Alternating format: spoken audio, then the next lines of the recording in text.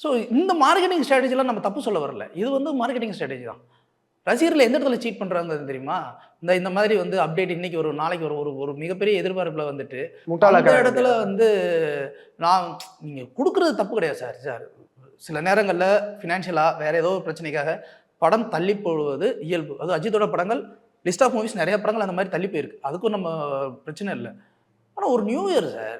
அவங்க வாழ்க்கையில இருந்து அடுத்த ஒரு வருஷம், இந்த வருஷமாவது நம்ம வாழ்க்கை நல்லா இருக்கணும்டா, சந்தோஷமா இருக்கணும்டான்னு நெனச்சுட்டு வந்து உட்கார்ற இடத்துல மண்டையில நங்குன்னு ஒண்ணு கொட்டுற மாதிரி, "ஓ! படம் வராது வெளிய போ" அப்படிங்கிற மாரி இருந்ததுன்னா, அதீத ரசிகன் ஒருத்தன். ரொம்ப தீவிரமான ரசிகன். உடைஞ்சு அழுதுருவான். வாழ்க்கையில இந்த மாதிரி நான் பார்க்கவே மாட்டேன்னா இருப்பான். கிட்டத்தட்ட தன்னுடைய காதல் தோல்விய கூட மறந்துருவான். இத வந்து அ விடாமுயற்சி தோல்விய மறக்கவே மாட்டான் வாழ்க்கையில. அந்த மாதிரி ஆயிப்போச்சு இது. அடுத்தடுத்து லைக்கா வந்து நிறைய படங்கள் சைன் பண்ணியிருக்காங்க சார். இப்போ விஜய் அவருடைய மகன் ஜேசன் சஞ்சீவும் அடுத்த படம் பண்ண தான் இருக்காரு. இப்ப எல்லாருமே அவங்க சைன் பண்றது எல்லாமே பெரிய பெரிய ஆட்கள் கூட தான் டை அப் பண்றாங்க. இப்ப விடாமுயற்சிக்கு இதே மாதிரினா அப்ப அடுத்து அவரு ஒரு டெபியூ டைரக்டரா வர போறாரு. அவர் என்ன மாதிரி பிரச்சனைகள் உள்ளாக போறாரு இந்த பேனர்னால? இல்ல அந்த படமும் சொன்ன தேதிக்கு வருமா வெளில? சார் எனக்கு ஃபர்ஸ்ட்டு அதிலேயே உடன்பாடு இல்ல சார். ஆ த விஜயோடைய பையன் அப்படிங்கிற ஒரு காரணத்துக்காக அவருக்கு ரூ. 25,00,00,000 ஏதோ சம்பளம்னு சொன்னாங்க. 25 கோடியா?